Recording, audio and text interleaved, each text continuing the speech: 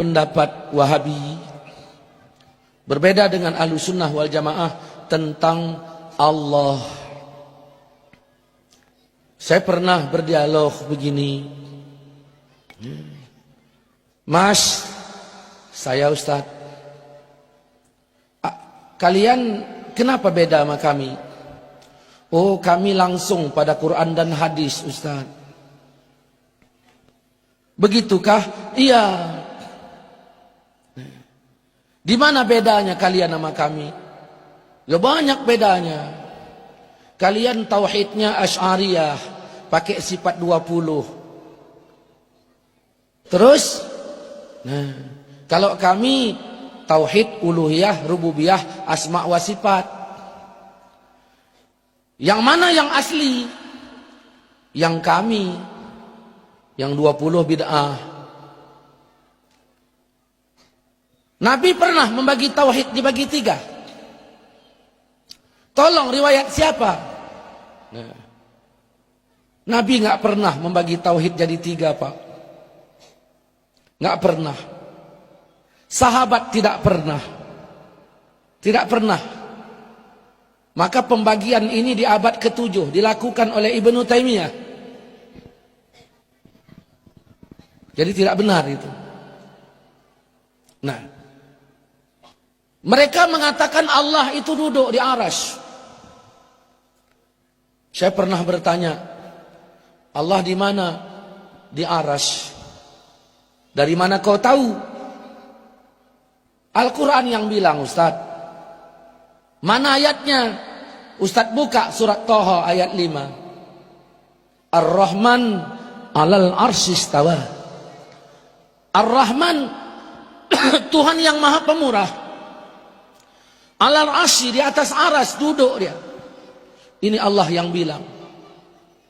Ustaz percaya nggak dengan ayat? Ya percaya. Ya kita wajib percaya, Ustaz. Betul, saya percaya kali dengan ayat. Cuman yang saya nggak percaya otakmu itu. Nah,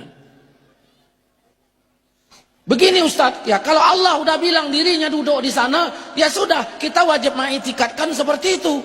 Kenapa begitu? Karena ini ayat, Ustaz. Siapa yang menolak ayat, kafir. Kalau begitu kita wajib menerima ayat. Benar? Bagaimana kalau ku jawab Tuhan di Palestina? Loh, apa ada ayatnya? Kau baca surat Safat 99. Allah mengatakan di situ dalam ayat itu, inni zahibun ila rabbi sayahdin. Allah menceritakan perkataan Ibrahim yang dibenarkan Allah. Aku berangkat menjumpai Tuhanku. Berdasarkan ayat itu kemana Ibrahim pergi? Ke Palestina. Berarti ayat ini menunjukkan Tuhan di Palestina. Berarti, nah ini juga ayat.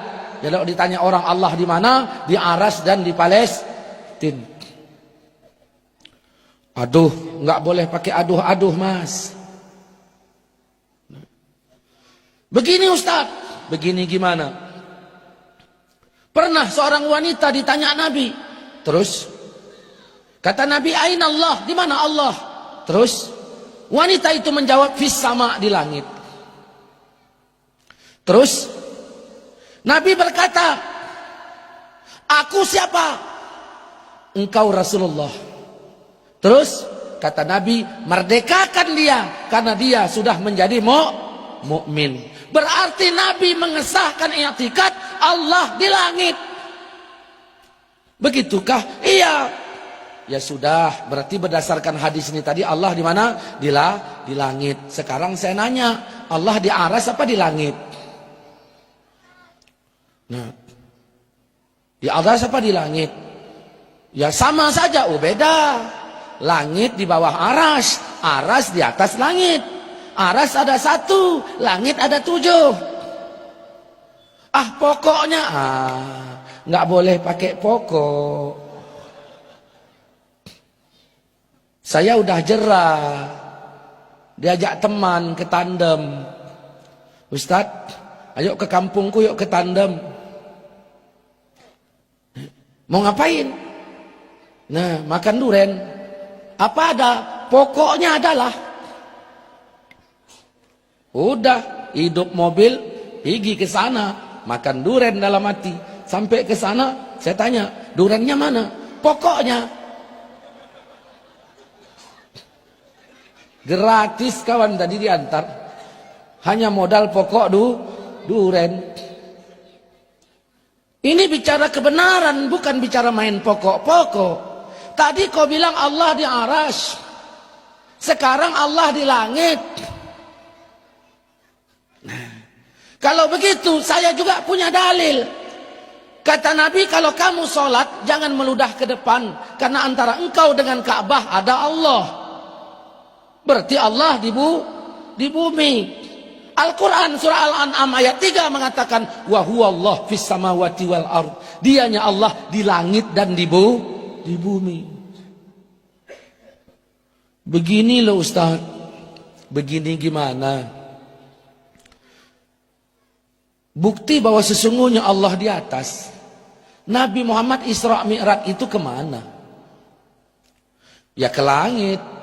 Terus kalau ke langit, ini menunjukkan Tuhan itu di atas. Ini makanya kami mengatakan Allah itu di atas. Oh, begini loh. Nah, kami punya bukti juga bahwa Allah di Bukit Tursina. Karena dalam Quran, Nabi Musa ketika menjumpai Tuhan di Bukit Tursina. Dan ini diabadikan juga dalam Quran.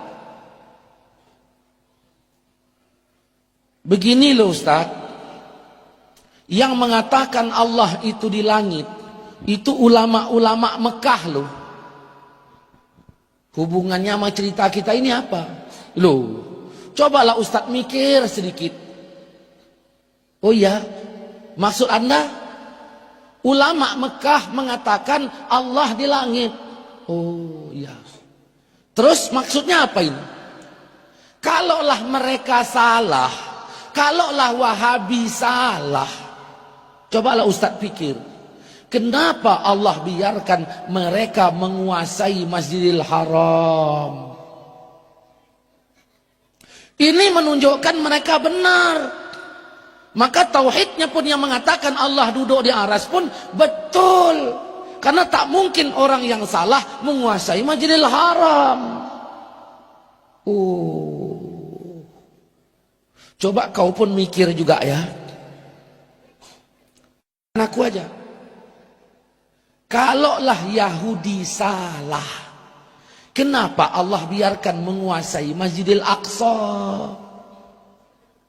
Karena ini juga negeri Isra Mi'raj. Berarti Yahudi benar. Saudara-saudaraku, begitulah kalau memahami ayat enggak benar. Akan terjadi penempatan Tuhan lebih 30. Makanya Al-Quran tidak mengizinkan kita mencomot ayat-ayat itu sebagai dalil untuk menempatkan Tuhan di sana sini. Al-Quran tutup dalam surat Baqarah ayat 186. Iza sa'alaka ibadi anni fa inni qarib. Apabila hambaku bertanya tentang aku, apabila hambaku bertanya tentang aku, katakan aku dekat. Ujibu da'watad da'i iza da'ani. Ku terima doanya kalau dia doa. Yang penting konsisten, konsekuen. Maka tidak ada lagi Allah di Gua Sur, tidak ada lagi di Bukit Tursina, tidak ada lagi di Palestina, tidak lagi di sana sini. Makanya Ahlus Sunnah wal Jamaah mengatakan Allah sudah ada sebelum adanya tempat, dan keberadaan Allah sama seperti dahulu. Kan Allah wala makan. Saudara-saudaraku seiman, seakidah yang dirahmati Allah Subhanahu wa taala. Maka dari sini saya mengatakan Wahabi ya tidak mengikuti literatur ayat. Nah, ini beda kita dengan Wahabi. Jadi Wahabi mengharamkan maulid, kita katakan tidak.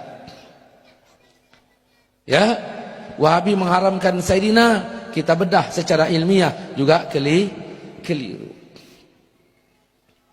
Nah, banyak perbedaan kita dengan Wahabi.